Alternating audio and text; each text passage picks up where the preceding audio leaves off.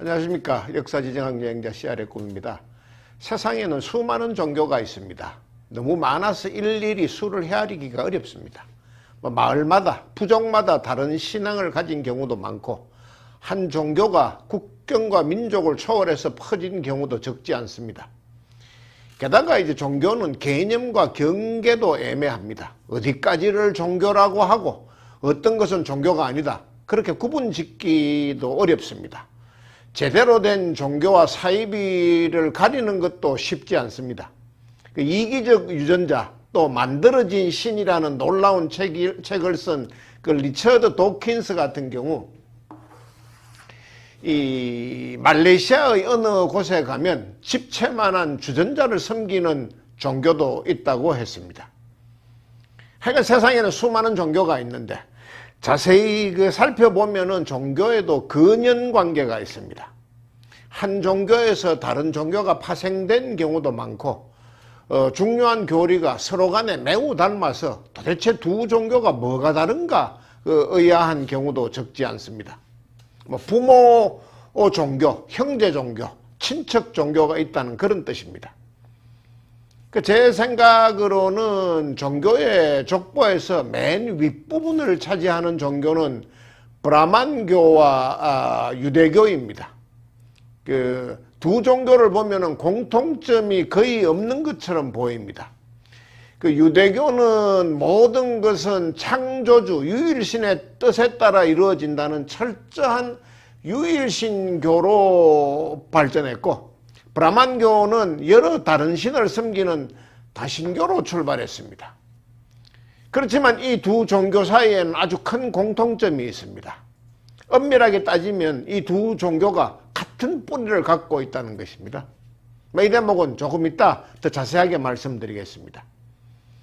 하여간 종교학에서 인류 최초의 고등종교로 인정하는 것은 브라만교입니다. 기원전 1500년경 즈음에 처음 종교화된 것으로 추정하고 있습니다. 앞에서도 말씀드렸지만 무엇인가에 대한 믿음을 고등과 원시로 나눈다는 것 자체가 말이 되지 않는 측면이 있습니다. 다만 이제 일반적으로 고등종교로 분류되는 것은 나름대로 교리 체계를 갖추고 있고 또 교리가 기록된 경전 또 정해진 예배 형식이 있습니다. 그리고 많은 경우 창시자도 알려져 있고 누가 그 종교를 만들었다. 또 그 교리를 가르치고 예배를 인도하는 지도자도 있습니다. 소위 이제 원시 종교라 불리는 애니미즘, 토테미즘, 샤머니즘 등과 비교하면 그 개념이 좀 더 선명해집니다. 그런 원시 종교가 도대체 뭐냐, 그 종류와 내용을 다시 한번 확인하시려면은 위에 클립을 클릭하시면 됩니다. 하여간 원시 종교는 대개의 경우 교리도 없고 경전도 창시자도 없습니다. 인간이 만든 첫 고등 종교로 여겨지는 브라만교는 기원전 15세기경 현재의 인도와 파키스탄 경계의 서북부 지역으로 집단 이주해온 또는 침략해온 정확히 어느 것인지 구분이 안 됩니다. 소위 이제 폰틱 카스피에에서 발원한 유목민족으로 추정합니다. 폰틱 카스피에. 근데 이 사람들은 브라만교만 만든 것이 아닙니다. 인류 최초의 유일신교인 조로아스터교를 만든 사람들도 그들과 뿌리가 같은 사람으로 추정됩니다. 고대 페르시아 지역에서 만들어진 조로아스터교가 유대교에 큰 영향을 끼쳤고 그 유대교에서 기독교와 이슬람교가 파생됐다는 것은 지난 동영상 차라투스트라는 어떻게 말했나 하는 편에서 말씀드린 바 있습니다. 그것을 못 보신 분들도 위에 클립을 클릭하셔서 한번 보고 오시길 부탁드립니다. 그러니까 지금 이 도표에서 유대교가 차지한 위치는 정확하게는 원래 조로아스터교의 몫입니다. 종교학에서 보는 유일신 계통의 고등종교의 시작은 조로아스터교입니다. 그런데 이제 조로아스터교가 어느 시점부터 확장이 멈췄고 다른 종교와의 파생관계도 단절돼 버렸다는 점에서 이 계보도에서는 유대교의 옆에 배치를 했습니다. 그렇지만 브라만교와 조로아스터교를 만든 사람들이 뿌리가 같다는 이야기는 결국 현대의 세계 5대 종교로 불리는 기독교와 이슬람교, 유대교, 그리고 불교와 힌두교, 이것을 만든 사람이 같은 사람들이라는 의미입니다. 사실 이제 브라만교와 조로아스터교의 원조가 된 그 사람들은 두 종교를 만든 것뿐만이 아니고 인도 아리안족이라는 혈통을 만들었고, 인도 아리안족, 더 나아가서 인도 유럽어족이라는 지구상에서 가장 큰 언어 족속을 만든 사람들이기도 합니다. 굉장히 길고 복잡한 내용입니다만 극단적으로 간추려서 설명하면은 이렇습니다.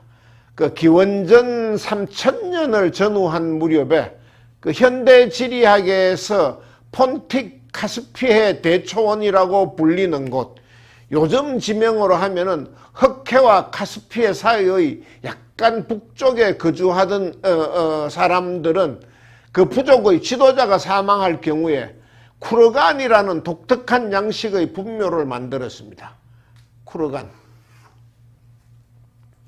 돌을 이용해서 이제 묘지 내부를 층이나 1층, 2층 하는 식으로 아니면 구획으로 나눈 후에 그곳에 일단 시신을 묻고 또 망자가 타고 다니던 말, 부장품 등등 여러 가지 다른 것들을 함께 매장을 했습니다. 그리고 그 위에 초대형 봉분을 쌓는 식입니다. 고구려 시대 우리의 적석촌과 매우 닮은 형태입니다. 하여간 소위 쿠르간 방식이라고 불리는 그들의 이제 매장 문화는 그 폰틱 카스피해 대초원 그 지역이 사방이 뚫린 스텝 지역이라는 것과 또 그들의 삶의 방식이 유목이라는 것의 특성상 빠르고 쉽게 사방으로 퍼져나갔고, 그래서 특히 오늘날의 인도 유럽인들의 조상이 됐다는 것입니다. 이것이 이제 현대 고고학과 역사학에서는 가장 폭넓게 받아들여지고 있는 소위 쿠르간 가설입니다. 일단 당시의 폰틱 카스피해 지역의 사람들은 두 가지 면에서 다른 사람들보다 앞서간 것으로 확인됩니다. 첫째는 말을 가축화시켰다는 것입니다. 인류 역사에서 최초로 말이 가축화된 곳이 이제 기원전 2500년경쯤 그 지역이라는 것입니다. 그보다 1000년쯤 앞서서 카자흐스탄 초원의 최북단과 우랄 산맥이 만나는 곳에 있는 보타이 지역에서 말의 가축화가 먼저 이루어졌다는 것이 한때는 정설이었습니다만 최근의 연구 결과는 폰틱 카스피해 원조설에 더 힘을 싣고 있습니다. 그 지역이 앞서간 두 번째는 청동기와 철기 등 금속기의 개발입니다. 코카서스 산맥의 북단과 그리 멀지 않은 곳에 있는 그 지역은 구리와 주석, 철 등 원재료가 풍부했습니다. 또 그 금속들을 재련하는 데 필수 요소가 불의 온도를 높이는 것인데, 그러려면 나무가 많아야 되는데 그 풀무질에 이용할 수 있는 나무도 그 지역에 많았던 것으로 추정됩니다. 그 시대에는. 근데 그러니까 말을 가축화한 것하고 그 다음에 금속기 개발, 그 두 개가 합쳐진 시너지 효과는 인류사에 엄청난 결과를 가지고 왔습니다. 말의 가축화하고 금속기 개발. 그 이전까지 인간들이 치렀던 모든 전투는 보병 전투였습니다. 뛰고 달리고 육박전으로 뒤엉켜서 싸웠고, 기껏 해봐야 높은 곳에서 돌을 굴리거나 던지는 그런 정도였습니다. 그런데 갑자기 기병 또 기갑부대가 등장했습니다. 말을 탄 병사들과 걷는 병사들은 애당초 싸움이 되지 않았습니다. 이제 게다가 말에 바퀴 달린 수레를 매단 전차까지 나왔습니다. 그 말에 단련된 유목민족이 따뜻한 남쪽 나라에서 농사만을 짓고 살아오던 농경민족을 유린하는 것은 손바닥 뒤집기만큼이나 쉬웠습니다. 유목민족과 농경민족 간의 전투력 차이를 보여주는 가장 단적인 예는 그 대항해 시대 때 스페인 원정군이 잉카인들을 물리친 그 싸움이었습니다. 불과 200명 밖에 되지 않았던 그 프란시스코 피사로가 이끌던 스페인 원정군은 수만 명의 군대를 거느리고 있던 잉카의 왕 아타우알파를 쉽게 사로잡아 버렸습니다. 피사로의 군대는 말과 총으로 무장을 했었고 잉카족은 청동기와 석기를 든 보병이었기 때문입니다. 제레드 다이아몬드 교수가 쓴 총균세에 그것에 대한 자세한 내용이 나와 있습니다. 하여간 유목 문명이 말을 길들여서 전투에 사용한 이후에 그들과 정주해서 살고 있던 사람들, 농사 문명 간의 대결의 성자는 거의 언제나 유목 문명이었습니다. 흉노도 그랬고 훈족도 그랬고 몽골군도 그랬습니다. 무기와 기동력 차이도 있었겠지만 약탈을 해야만 먹고 살 수 있는 그들의 절박함도 아마 승리의 원인의 하나였을 거로 짐작을 합니다. 저는 그 정주 문명책이 발달된 문화를 바탕으로 오히려 유목 문명을 감싸 안아서 고사시켜 버린 것은 훨씬 나중의 결과론적인 이야기입니다. 하여간 이렇게 인류 문명에서 가장 먼저 말과 바퀴, 청동 무기를 개발한 그 폰틱 카스페 지역 사람들은 일단은 그곳에서 자신들만의 문화를 일구었습니다. 그것이 서양 문명의 원조로 여겨지는 얌나야 문화입니다. 얌나야 문화. 기원전 3000년에서 2000년 사이의 일입니다. 그리고 이제 그곳에 살던 얌나야 사람들은 자신들의 문화를 사방으로 퍼뜨렸습니다. 인류라는 존재는 속성상 끊임없이 이동과 분화를 계속해 왔습니다. 다른 동영상에서 이미 여러 차례 말씀드린 바 있습니다. 너무 추워서 한 곳에서 웅크리고 있을 수밖에 없었던 마지막 최대 빙하기를 제외하고는 인류가 생긴 이래 거의 예외 없이 그랬었습니다. 그리고 그 분화의 양상은 어느 한쪽 방향으로 튀는 게 아니고 사방으로 흩어지는 형태입니다. 그 액체 방울이 떨어질 때 나타나는 그 크라운 현상, 그거가 같은 모양입니다. 그 얌나야 지역은 스텝 지역이고 그래서 더 자연스럽게 사방으로 분화가 됐고 이미 말의 가축화가 시작됐기 때문에 그 이합 집산의 속도가 훨씬 더 빨라졌습니다. 그 중에서도 이제 역사, 특히 종교사하고 언어사에 가장 큰 영향을 미친 것이 그 얌나야 사람들의 인도 지역으로의 집단 이주 혹은 침략이었습니다. 그 사람들이 힌두쿠시 산맥을 넘어서 북인도 지역으로 들어간 그 과정 또 그 목적이 점진적인 집단 이주였는지 그러니까 환경의 변화로 인해서 아니면 혹은 전격적인 침략이었는지는 명확하지 않습니다. 과거에는 침략을 해서 인더스 문명을 망가뜨렸다 이런 것이 정설이었습니다만 최근에는 기후변화로 인한 점진적인 집단 이주설도 힘을 받고 있습니다. 아마 그 두 현상이 함께 진행됐다는 것이 가장 유력한 해석인 것 같습니다. 하여간 그 인도 북부로 들어간 그 얌나야 사람들은 그 직전에 그곳에서 인더스 문명을 일구었던 그 인도의 선주민 드라비다족을 지배했습니다. 드라비다. 처음에는 인더스강 유역만을 차지했습니다만 점차 겐지스강 평원하고 데칸 고원으로까지 영역을 확장했습니다. 그 드라비다인들을 노예로 삼았고 항복하지 않는 사람들은 데칸 고원 남쪽이나 동쪽의 벵갈 지역으로 몰아냈습니다. 수백 년의 시간에 걸쳐서 점진적으로 그렇게 이루어진 일입니다. 그게 이주든 침략이든 사람들이 한꺼번에 많이 움직이면 언어도 따라서 움직입니다. 특히 이제 이주민들이 정복자가 되고 지배계층이 되면 그들이 사용하던 언어가 더 빨리 파급됩니다. 그 지배계층이라는 영향력 때문입니다.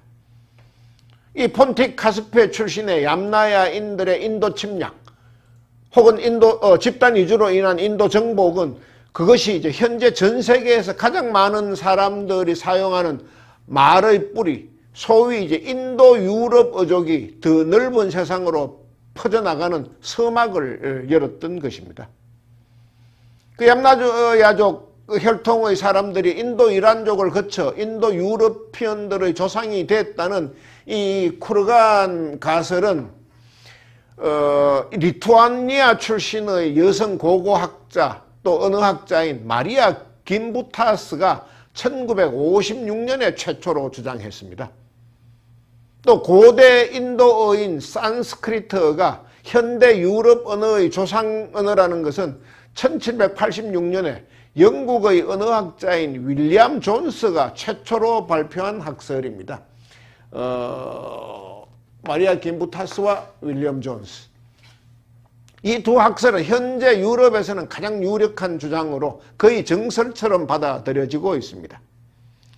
그 쿠르간 사람들 그리고 얌나야 사람들이 언제 어떻게 남하했고 그 와중에 어떤 일이 있었던가 하는 것은 우리말로는 이제 말, 바퀴, 언어로 번역돼서 출판된 데이빗 앤서니의 책 The Horse, The Wheel, The Language 또 한국 게르만어 학회에서 번역 출간한 인도 유럽인 세상을 바꾼 쿠르간 유목민 그런 제목의 책을 보면은 자세히 아실 수 있습니다. 하여간 그렇게 해서 이제 인도로 들어온 폰틱 카스피에 출신의 얌나야 유목민들은 브라만교라는 종교를 만들었습니다. 브라만교의 핵심 교리는 범아일려입니다. 우주에는 궁극적인 진리, 최고의 이치가 있다고 했습니다. 그것을 그들은 브라흐마라고 했습니다. 근데 그것을 깨우치는 씨앗은 사람이면 누구나 가지고 있다 했습니다. 그 씨앗을 아트만이라고 했습니다. 그 아트만이 확장되면 곧 브라흐마, 진정한 깨달음에 도달한다고 했습니다. 결국 브라흐마와 아트만은 하나다. 산스크리트어로 표현된 그것을 한자로 음력하면 브라흐만의 범, 아트만의 나아 그것은 하나다, 일여. 합쳐서 범아일여입니다. 그것이 브라만교의 핵심 교리입니다. 그리고 브라만교의 또 하나의 핵심 사상은 윤회입니다. 지금의 생, 이번 생의 나는 현재의 모습으로 살고 있지만 그것은 항구불변, 영원불멸의 나가 아니라는 것입니다. 이번 생을 어떤 자세로 사느냐에 따라서 다음 생의 나의 모습이 달라질 수 있다고 했습니다. 내가 이번 생에서 현재의 모습, 현재의 신분으로 태어난 것은 과거생, 지난생의 결과, 까르마, 즉 업으로 인한 것이고 그 범아일려, 즉 다르마를 이루기 위해서 수행과 정진을 계속하면 다음 생은 더 바람직한 모습으로 태어난다고 했습니다. 이 윤회의 사상, 법과 업이라는 그 다르마와 카르마 사상은 다르마와 카르마 비단 브라만교뿐만 아니고 브라만교와 뿌리가 닿아 있는 불교, 힌두교, 자이나교 등등 인도 지역에서 발전한 모든 종교에 깊은 흔적을 남겼습니다. 근데 브라만교의 교리에는 함정이 있었습니다. 일단 전생의 업이라는 개념을 통해서 신분 차별을 당연시하고 고착화했다는 것이 잘못된 것이고 또 제사 만능주의로 인해서 경제적인 민폐를 너무 심하게 끼쳤다는 것입니다. 하여간 그런 것에 대한 그 반작용으로 이 불교와 자이나교가 탄생을 했는데 그것에 대한 자세한 이야기는 다음 시간에 말씀드리겠습니다. 이제 이 아래쪽 유일신교 쪽을 살펴보겠습니다. 그 유일신적 고등종교의 시작이 조로아스트교라는 것과 그것을 왜 유대교 옆에 배치했느냐 하는 것은 이미 말씀드렸습니다. 근데 그 더 중요한 것은 이 조로아스트 교도 시작은 얌나야인들에 의해서라는 겁니다. 그 얌나야인들 가운데서 인도 북부로 진출한 사람들은 기원전 2000년쯤에 카스피해의 동쪽으로 돌아서 지금의 아프가니스탄 쪽으로 떠났습니다. 그 후에 힌두쿠시 산맥과 그 아무다리아 강 사이로 진출해서 그곳에서 농사를 지으면서 원래 살고 있던 사람들과 더불어 옥수수 문명이라는 것을 일궜습니다. 그 훗날 박트리아로 불렸던 지역이 바로 그 지역입니다. 그 유목민족인 얌나야인들이 처음으로 농사를 지어본 것도 그때였던 것으로 짐작합니다. 드디어 반농 반목을 하기 시작한 것입니다. 그때부터 몇백 년 후에 다른 얌나야인들의 일부가 그들이 카스피해와 흑해 사이 지금의 카프카스 산맥을 넘어서 또 남쪽으로 내려갔습니다. 거리로 간 사람들은 지금의 이란 고원을 넘어서 사방으로 흩어졌습니다. 그 이란 쪽에 머문 사람들은 야베스타어로 불리는 언어를 쓰면서 나중에 페르시아라는 나라를 세웠고, 지금의 튀르키예, 아나톨리아 반도 쪽으로 간 사람은 하티라고 불렸던 그 지역에 살던 선주민들과 함께 히타이트라는 나라를 만들었습니다. 야베스트와 페르시아, 그 다음에 히타이트. 인류 역사상 처음으로 철제 무기를 사용했다는 바로 그 나라입니다. 히타이트는. 근데 여기에서 특히 주목해야 할 것이 야베스트라는 언어입니다. 조로아스트교의 경전이 이 야베스트어로 기록되어 있습니다. 또 야베스트어는 얌나야에서 인도로 갔던 사람이 사용했던, 그래서 브라만교와 베다를 만들 때 사용했던 언어인 산스크리트어와 많이 흡사했습니다. 결국 이제 야베스트어도 인도 유럽의 한 어파이라는 사실이 밝혀졌고, 그 페르시아로 넘어갔던 사람들도 자신들을 아리안이라고 불렀습니다. 현재의 그 이란이라는 국호도 아리안에서 비롯됐습니다. 그 인도로 넘어갔던 사람들도 자기들을 아리안이라고 했습니다. 근데 요컨대 이제 초기에 인도와 이란의 지배 계층을 형성했던 사람들은 모두 자신들을 아리안으로 불렀던 사람들이고, 지금은 인도 유럽어족으로 분류되는 비슷한 언어를 사용했다는 것입니다. 하여간 그 교리면에서 조로아스트교의 영향을 강하게 받았던 유일신교 계통의 상위 세 단계의 종교, 유대교, 기독교, 이슬람교는 현재 지구상에서 가장 힘 있는 종교입니다. 일단 기독교는 신도수가 가장 많습니다. 가톨릭 14억, 개신교 10억을 합치면 무려 24억이나 됩니다. 그리고 그 다음이 이슬람교입니다. 18억 5천만 정도로 집계됩니다. 이 두 종교의 신도만 합쳐도 무려 42억이 넘습니다. 전 세계 인구의 절반 이상이 이 두 종교를 믿습니다. 지금 말씀드리는 이 종교의 신도수는 그 세계적인 통계업체인 퓨 리서치 센터의 2020년 자료를 근거로 한 겁니다. 유대교의 신도수는 1500만 정도입니다. 두 종교에 비해서는 게임이 되지 않습니다. 기독교와 이슬람교. 그렇지만 그 1500만이라는 신도수도 세계 10대 종교에는 포함됩니다. 근데 유대교의 힘은 신도수에서 나오는 것이 아닙니다. 신도의 대부분이 유대인이라는 특수성이 힘의 원천입니다. 유대인은 현대사회에서 정치, 경제, 언론, 엔터테인먼트 등 사회 각 분야에서 특별한 영향력을 행사하고 있습니다. 노벨상 수상자만 놓고 보면 타의 추종을 불허합니다.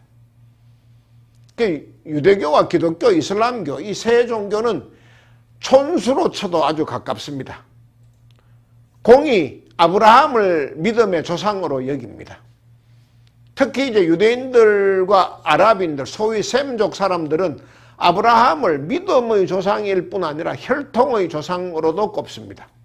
자신들이 아브라함의 핏줄을 갖고 있다는 겁니다. 그래서 이 세 종교를 아브라함 종교라고 하기도 하고 셈족 종교라고도 합니다. 근데 이 세 종교를 보면 생각나는 유머가 있습니다. 정신병원 시리즈의 한 파트입니다.